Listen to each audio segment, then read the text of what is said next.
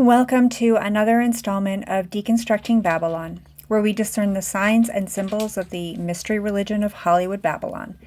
I'm the Discerning Clerk, and I use a biblical framework to deconstruct my favorite movies from the 90s. Noticed your eyeglasses. They don't have any lenses in them. They're my dad's. The lenses hurt my eyes. I wasn't sure if or what I was going to share about something tragic that's happened in my family recently. The audience here isn't so big that you're necessarily waiting for my uploads, but it's traumatic enough that it is already affecting my upload schedule, my capacity to create content, and even my demeanor in the videos. My teen daughter passed away suddenly and without warning.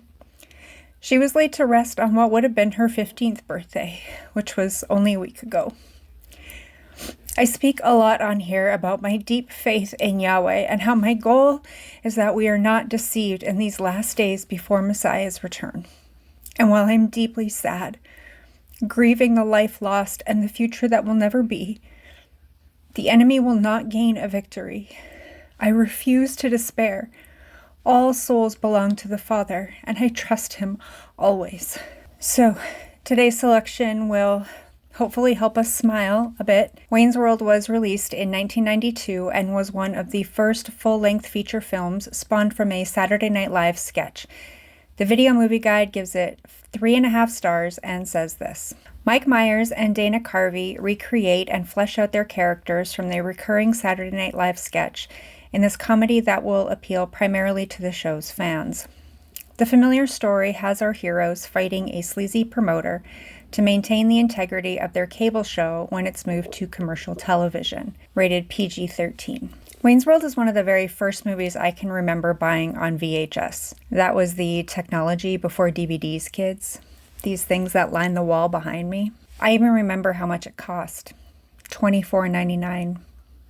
That's a lot of money. Anyway, my dad bought it for me, and I rewatched it so many times I nearly had the entire script memorized. As low budget and unassuming this movie may be, I believe there will be plenty of symbolism contained within, simply because of the enduring success of Saturday Night Live and the long careers of stars Mike Myers and Rob Lowe. Now let's see what we see in Wayne's World. The movie begins on an old tube TV, a voiceover of an ad for Noah's Arcade.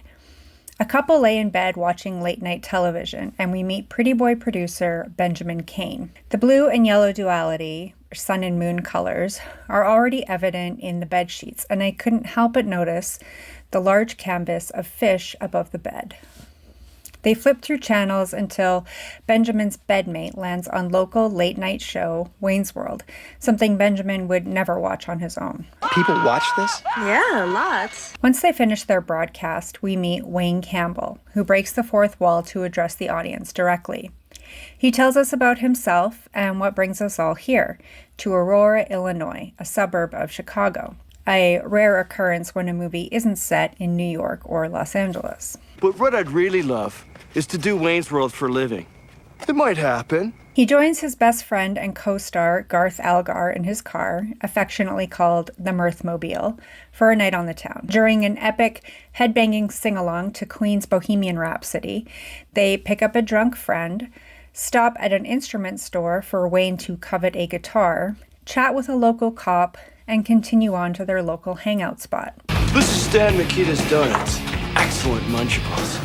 As the guys sit down for coffee and crullers, they're spotted and approached by Wayne's ex-girlfriend, Stacy, who is in denial about the status of their relationship. You know, Wayne, if you're not careful, you're gonna lose me.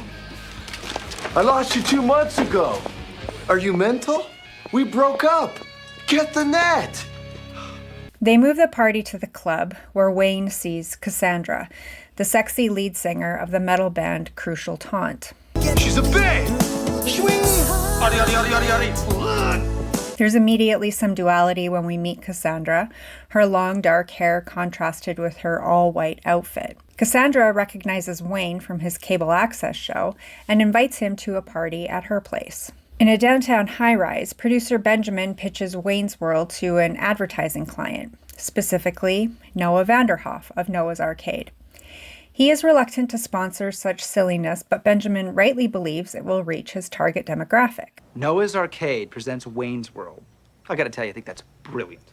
Brilliant. Benjamin and his cohort Russell arrive at Wayne's house during a taping of the show to try to entice him to sign with him. They're doing the deal out of order, but it works out for Benjamin. Of course, what he doesn't realize is that you're both artists, and that you're not interested in money. No, we're not interested in money. Here's another scene with fish behind Benjamin. It must mean something. Wayne reviews the contract, but Garth is a bit more suspicious of Benjamin. Hi. Does this seem weird? So Wayne and Garth sell out for $5,000 each.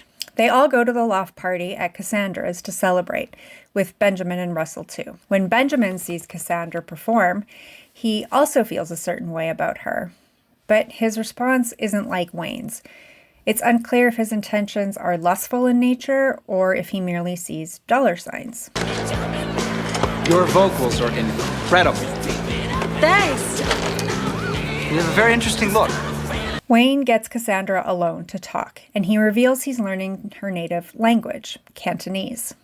Stacy, Wayne's ex, shows up with another guy to make Wayne jealous, but Wayne's way over her. After Stacy falls through the roof, we get a long shot of the night sky full of stars. Not a typical sight in the city. Wayne and Garth look up at the stars as they discuss Cassandra. Did you ever find Bugs Bunny attractive when he'd put on a dress and play a girl bunny? And that, my friends, is why cartoons aren't meant for children, and proof the gender blurring has been around since time immemorial. Anyway, we see where they are, and it's at the airport, right beside a runway, and a large aircraft flies over top of them. This could mean nothing, but I will be on the lookout for 9/11 programming. Oh, you don't say 2 or 1. Why not? You just don't. Okay? Cut to the studio, all set up for Wayne's World, presented by Noah's Arcade. And Noah and his wife want to watch the rehearsal of the late-night lowbrow show they are sponsoring. Oh, the studio. That's where the magic happens. Oh, you've worked in television? No, but I watch a lot of it. On set, they bring down a blue screen, and the first city they show on it is New York. Remember when I said I was keeping an eye out for 9/11 programming? This shot comes after Wayne and Garth pretend the control room is an air traffic control tower. But the duo also travel to Hawaii, Texas, and Delaware. Hi, I'm in Delaware. 2 out of 3 with recent disasters. Delaware needs to be on alert. But I digress.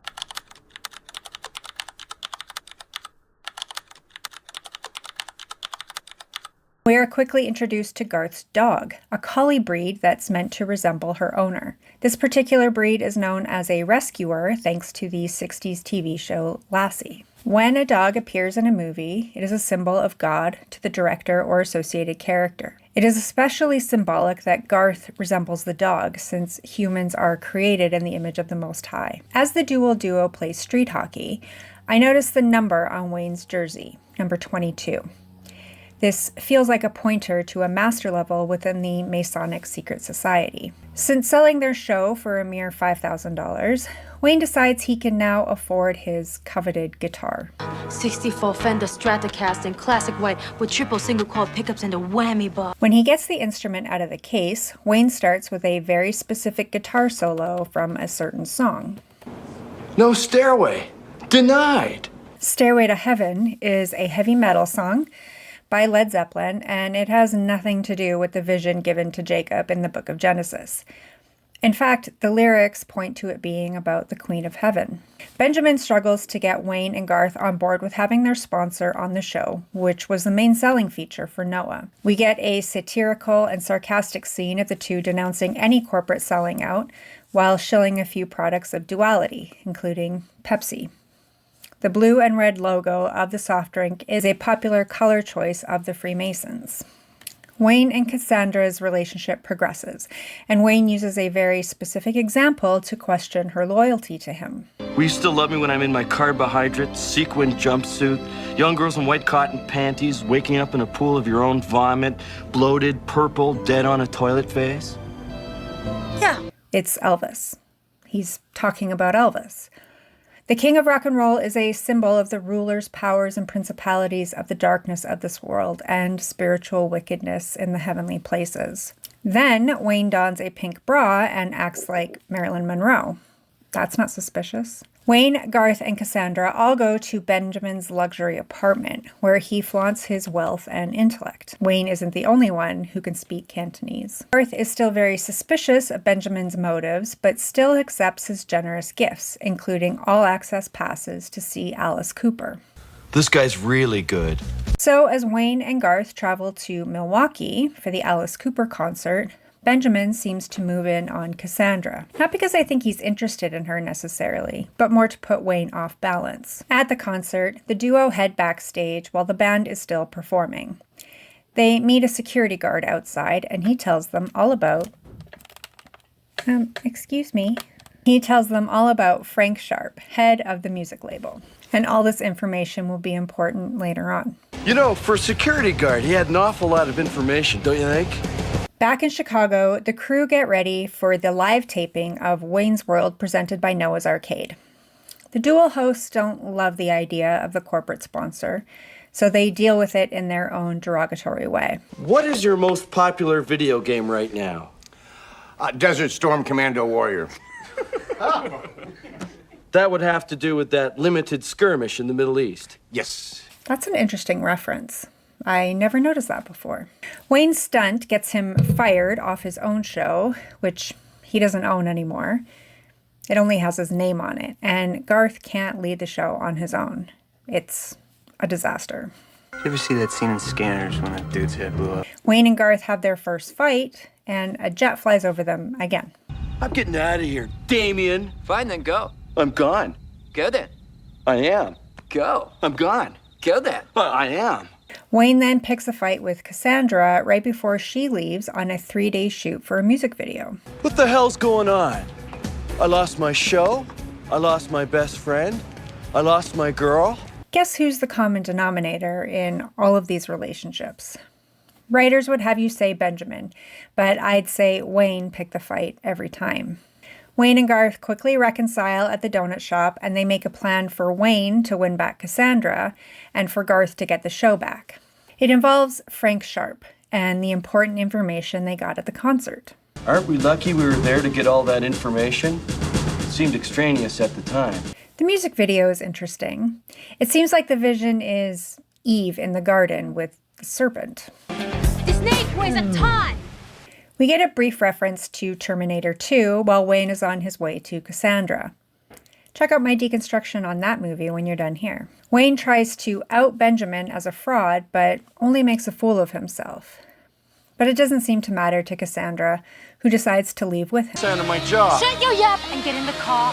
Garth and the crew covertly work to get the show back on the air in breach of their contract, and even get Russell on their side. Back in Wayne's parents' basement, they put on the show, and Cassandra performs specifically for Frank Sharp. The climax happens in the basement studio. But nothing goes to plan for Wayne. The girl doesn't get the deal, he doesn't get the girl, the house burns down, and it's only a happy ending for Benjamin. As if. As if we'd end the movie like that. Yeah.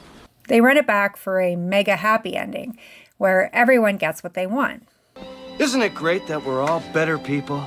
The movie ends with the entire cast pretending to be fish yelling fishnet, like they're all fish caught in the same net.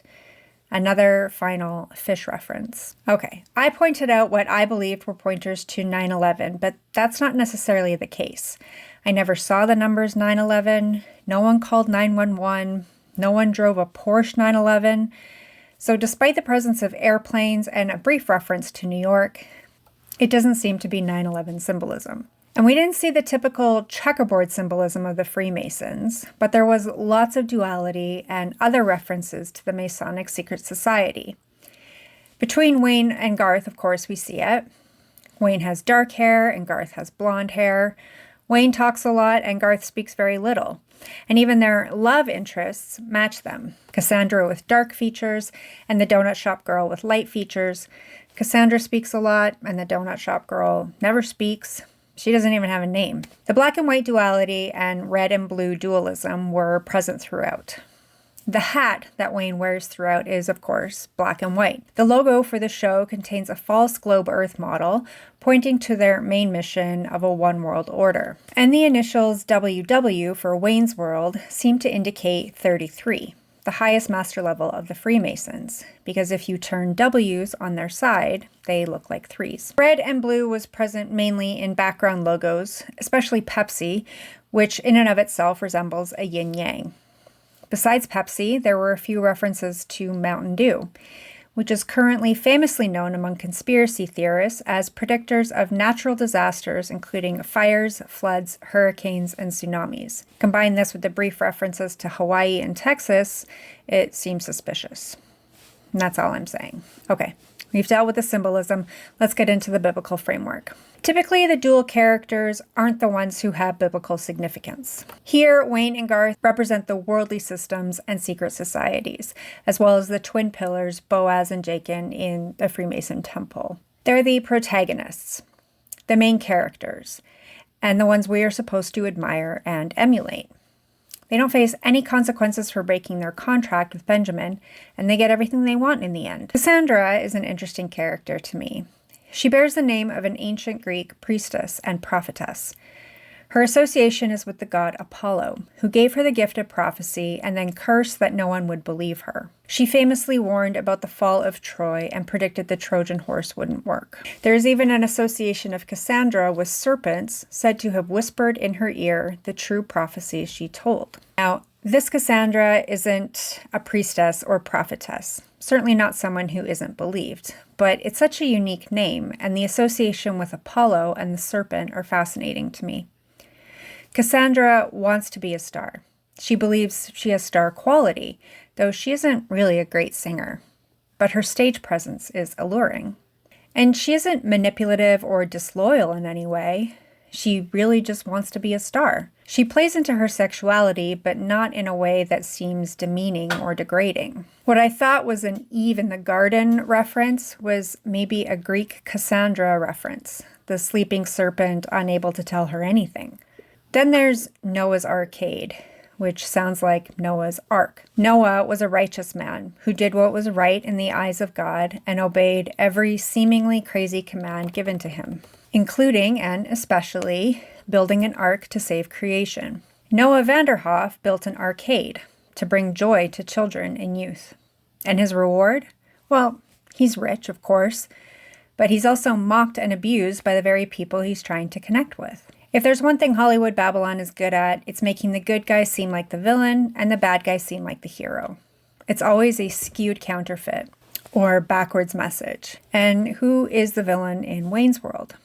Partly it's Noah, the corporate sponsor, but mostly it's Benjamin Cain. Though IMDb tells me his name is Benjamin Oliver. Benjamin was the name of Israel's youngest son, the one he had to replace Joseph after Joseph was sold into slavery by his older brothers. Benjamin was loved the most by his father and by his abandoned brother Joseph. Benjamin was given a double portion after his father's death, though he ends up being the smallest tribes of the 12. From the tribe of Benjamin came Israel's first king, Saul. And Saul stood head and shoulders above everybody else, almost like a giant. But Cain was the firstborn of Adam and Eve who murdered his brother Abel. So the naming of this character is dichotomous to say the least, but points greatly to brotherhood. Producer Benjamin never seems to come across as someone who is against Wayne and Garth. Sure, he's a bit sneaky in his practices and approach, but he doesn't seem like he's purposely trying to hurt people. Neither did he give the impression he was coming on to Cassandra or trying to steal her away from Wayne, but rather give her what she wants, to be a star. It's Wayne who has a problem with this and sabotages his efforts. Benjamin is wealthy, well-read, and actually humble about it. He doesn't brag about his life, his money, his sexual prowess. In fact, when Garth snoops around his apartment, he finds books that teach how to meet women. So Benjamin's not a natural at it. If anything, it seems like he's looking for a family, a brother, a friend. And he doesn't understand why people don't like him. He's a likable guy, actually. Then there are the fish references. The little fish was a symbol that followers of the Way first used to represent a home church or a gathering. And it's because Jesus called Peter and others fishers of men. And mostly we see these fish associations with Benjamin. All in all, there were so many filler scenes that didn't have anything to do with the plot in order to stretch the runtime past 90 minutes. There's plenty more storyline they could have used to make this an engaging movie instead of the lowbrow extended sketch comedy that it is. But what else do we expect? So thank you for enduring to the end. Give the video a thumbs up if you agree and a thumbs down if you disagree. Let me know in the comments what you think I missed and to recommend any 90s movie you'd like me to deconstruct in the future. Subscribe to the channel if you want to, but don't follow me. Follow the one who saves you. Given my recent family tragedy, I just want to say that God is good all the time, even now. And now is the time to turn to Him, confess your sins, be forgiven, and go and sin no more. I could give the worldly trope of, if you or someone you know is struggling with mental illness, please seek help. But the world can't save you. Only Messiah can save you. So keep looking up. Easy come, easy go, will you let me go? Where you going? Where you going? Okay, come on back. Come on back. Things aren't as bad as they seem. I'm sorry, I didn't mean to dump on you. I'll figure something out. Okay?